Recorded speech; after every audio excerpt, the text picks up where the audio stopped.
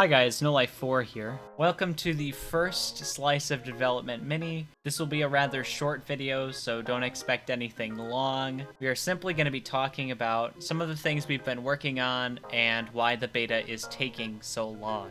Essentially, for the beta, we are reconstructing the entire foundation of the game from the ground up. I'm talking pretty much all of the code, a bunch of the models, lots of the textures, most of the animations, pretty much everything. We also took about a 2.5-month summer vacation. Let's hear from a few of the members who have been working so hard to get this update ready for release. Hey there, I'm Professor. I'm a 3D modeler and lead 3D animator at Slice Interactive. So, what have I been up to? The first big thing you'll see in the update are the updated robots. They're not only rocking new models and textures, they've also been completely re-rigged and re-animated. They're now much more expressive due to additional animations we didn't have before, like an alert animation when they first notice the player, or a taunt animation when they manage to get a hit on the player. The next big thing we're adding to the game is multiplayer. And we here at Slice thought that it would be kind of weird having multiple SpongeBobs running around Conch Street capers, defeating hordes of enemies. That's why we're introducing another playable character to our game. May I present to you all Patrick? Oh, thank you! Patrick is almost done. His model is completed, his textures are final, and all of his animations are finished. The only thing that is missing is his implementation into the actual game. Lucky for you guys watching, I actually threw together a small rough mock-up of how he would look in the game. You can see that on the screen right now. But keep in mind that this is just a really rough mock-up. What you see here doesn't represent the final product in any way. The last big thing to expect from us in the next update is a completely redone SpongeBob. We decided to completely ditch the old model in favor of a new one because the old model had a lot of problems, especially when it came to the rig and thus his animations. We here at Slice learned a lot over the years, and the SpongeBob model is from a time when we were a lot more inexperienced. Now, I don't want to explain how 3D animation works. There are a lot of great videos on YouTube that you can watch right after this one. But let me just say that the main reason the old model had to be remade is because of its topology. Topology on the old model was horrendous. It was awful. It was terrible. And things with terrible topology are really hard to rig and animate properly without running into issues of some kind. So I'm super glad to show you guys our new SpongeBob model. When we switch to topology view, you can really start to see the improvements, especially in the mouth area and his arms and hands. Now, unfortunately, the rig is not yet complete, so there are no animations to show off just yet. But be on the lookout when we can eventually show the rig in action. At last, completely unrelated, here's a small animation of a chest I recently rigged to end my section with. Enjoy.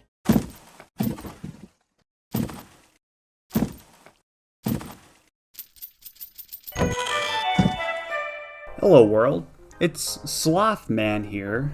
I am the 2D artist leader on the team. I am the main texture artist for Bikini Bottom Tales, and I even do a good fair share of 3D art for the game as well. I've been hard at work polishing the beta with new and improved textures and models to go along with the new render pipeline we've been switching to for the game. With Goofy Goobers, we've really given it a huge makeover, with more defined textures, redone models, better normal maps, and etc. I've added more additional assets for Jellyfish Fields, like the classic Season 1 bridge, a picnic table, some wooden fences, and more. I've even gotten all three of the main characters, SpongeBob, Patrick, and Squidward, fully textured and detailed. I can't wait for all of you guys to see the amount of work we've put into Beta 1.0, and I hope you guys will enjoy it once it comes out. Hey guys, it's me, you know me, the guy that goes, world premiere. You may be wondering how it's going ever since that incident happened back in, was it November? Yeah, you remember that? Luckily, the operation was a success. They removed 3 bullets from my body, even though I was only shot once. So I guess there were like 2 more just sitting in there or something. They also removed one of my kidneys. I couldn't afford the best doctors. That's the thing with being a voice actor. Salary just isn't what it used to be. Especially considering the fact that this is a SpongeBob fan game, so I don't get paid at all. And profit-wise, things aren't going for my own personal project just yet. I had No Life himself upload some stuff about my game to his own channel, and he dropped like 10 subscribers immediately. So maybe it's more of an acquired taste. I don't even have any BBT news to really share or anything. I just wanted to let those -10 fans of me, world premiere guy, know that I'm still okay. Everything's fine. I'm still alive, I'm kicking. My recovery is going smoothly. This will not affect BBT development whatsoever because I am really, really okay. Alright then, time to go. What the hell are you doing here again? Didn't we shoot you last time? Security! Whoa, wait, I'm a voice actor, I work here. Alright, now that is sorted out. Anyway, hi, I'm Hiro. I'm a 3D artist and level designer and the one who aggressively puts every little thing on lists. Don't ask questions. Anyway, so what did I do? Well, for the most part, I was busy with the URP conversion. But what's the URP conversion, you might ask? Well, URP basically stands for Universal Render Pipeline, and to put things into simple dummy terms, it's basically part of Unity that handles lights and materials and all of that, a lot of the graphical stuffs, and we changed it. So before that we used the built-in render pipeline, and now we switched to the universal render pipeline, which not only is more performant but also allows us a bit more crazy things with shaders and such. But the downside of this was that we had to reset up basically all of our textures and materials within the project. So that was what I was doing. I had to reapply all the materials on all the assets within the levels, try to make them look as identically as possible, because since they're different systems altogether, it's hard to recreate things one-to-one. I think that's something you're gonna notice when you actually look at comparison pictures. It just looks slightly different. I guess that's just the truths about the beta. Since we did change this part of the engine, it will just look a bit different, hopefully for the better for most of you. That's just the way it is. We weren't able to recreate it one-to-one since it's 2 different systems, so we did do a pretty good job. And so besides that, which did consume quite a bit of time, I was also quite involved on the Goofy Goober rework alongside Sloth, because while I was already on the game working with replacing all the assets, it was a good time to actually replace new models, etc., while making these materials. I think basically every single asset in Goofy Goober has been switched out at this point. You will be looking at a completely updated and improved version of Goofy Goober with much more details, way better graphics, at least in my opinion, and hopefully just being a better level altogether. There have been minor adjustments just to fix little glitches and stuff here and there, but that's the gist of it. So that we can basically say that with beta, this is somewhat peak graphics that we're trying to achieve here. So now that you've heard from them, you're probably wondering, if they've all been doing that, what's that No Life 4 guy been up to?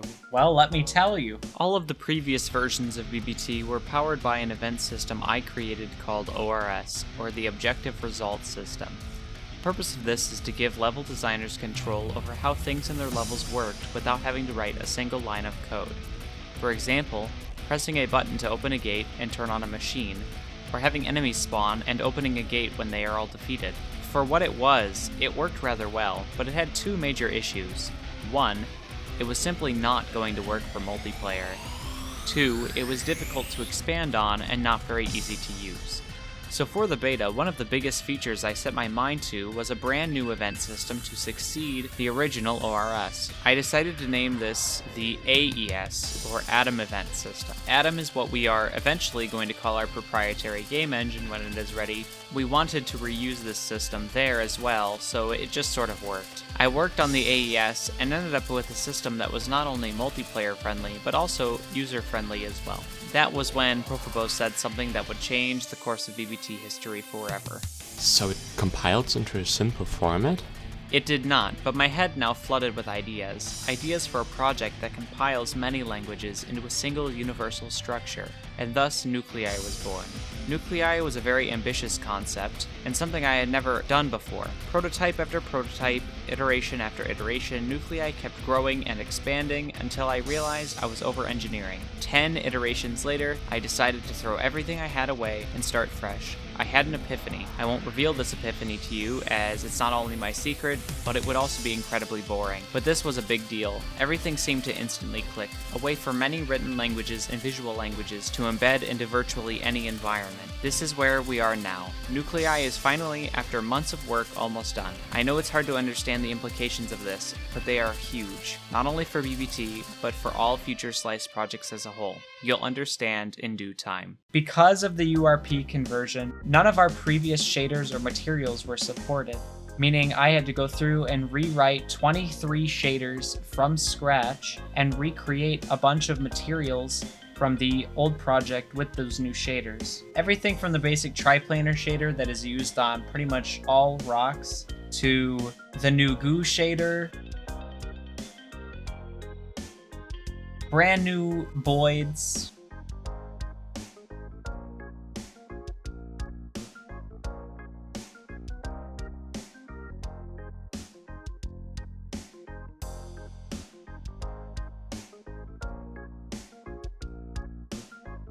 a completely new implementation for grass overhangs that is not only more efficient, but also generally has a better aesthetic, the portal shader,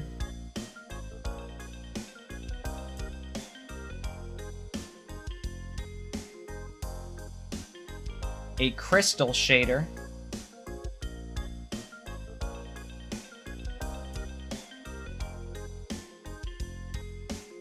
and more. Speaking of the grass overhang, I had to recreate every single one of our platforms from scratch to support the new grass overhang shader, and they are overall more optimized and more polished, and generally look better. The difficult part was making it where it was a one-to-one conversion, so porting it into the engine and replacing all of the current ones with the new ones doesn't break any level designs. The new goo shader has a bunch of new features and new rendering techniques, as well as most of the shaders generally have a higher fidelity.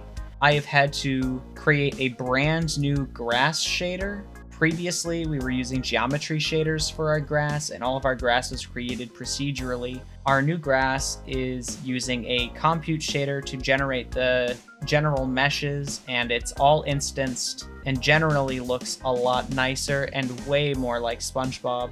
We have a brand new tool for painting grass and detail objects onto maps that I wrote that should help level designers and level artists iterate faster on their work. I've been working on implementing a fully fledged Vertex animator replacement for Unity's animator that is more efficient and generally easier to use, which should allow us to have thousands of moving things on screen all at once. Not only did I rewrite the Voids shader, but I have also redone the animation for the Voids and generally updated the Void behavior to be more realistic and smoother. For the three main characters, I created the SpongeBob model, created the Squidward model, and heavily touched up the Patrick model since it was older than the other two and needed a bit of reworking. We didn't just update our project to use the universal render pipeline, but we've actually created an entirely new Unity project and have completely restructured everything and cleaned up everything. So it's way less of a mess, the project size is smaller, and it should just generally be easier for all of us to work with. The last of the major things needed for beta is to finish Nuclei, which is almost done, finish Vertex animations, which are almost done. We're going to be rewriting the enemy AI and multiplayer.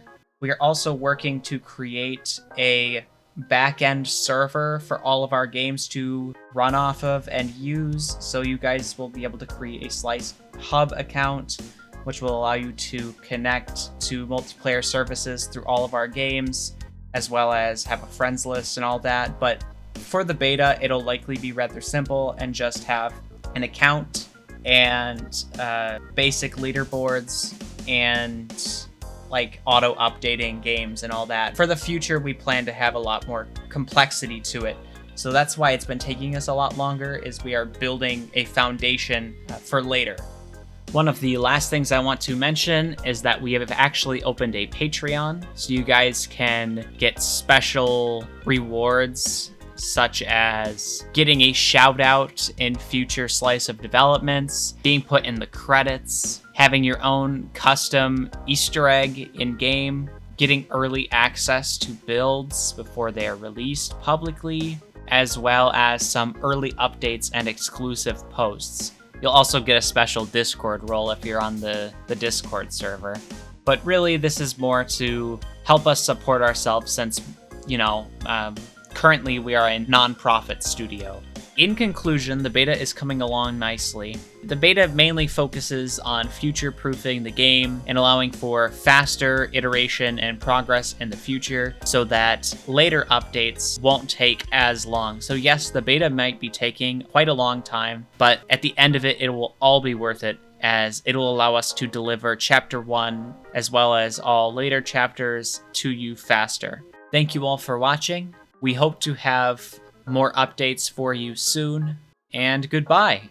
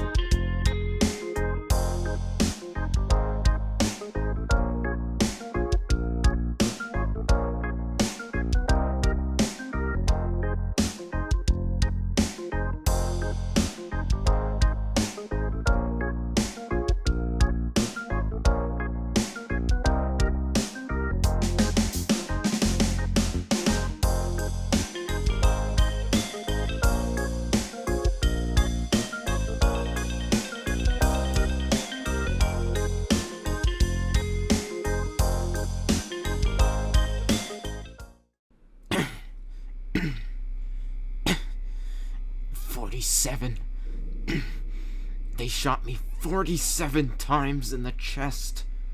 Who do they think they are, huh? Well, I know who they think they are. Slice Interactive. And they're correct about that information. But still, they shot me. I work for them and they shot me. Hero from Slice, that hero, the famous one. He shot me. I'm gonna get them. I know their Discord accounts. I know who they are. I'm gonna get them. And then, for starters, I'm gonna skip my next cue.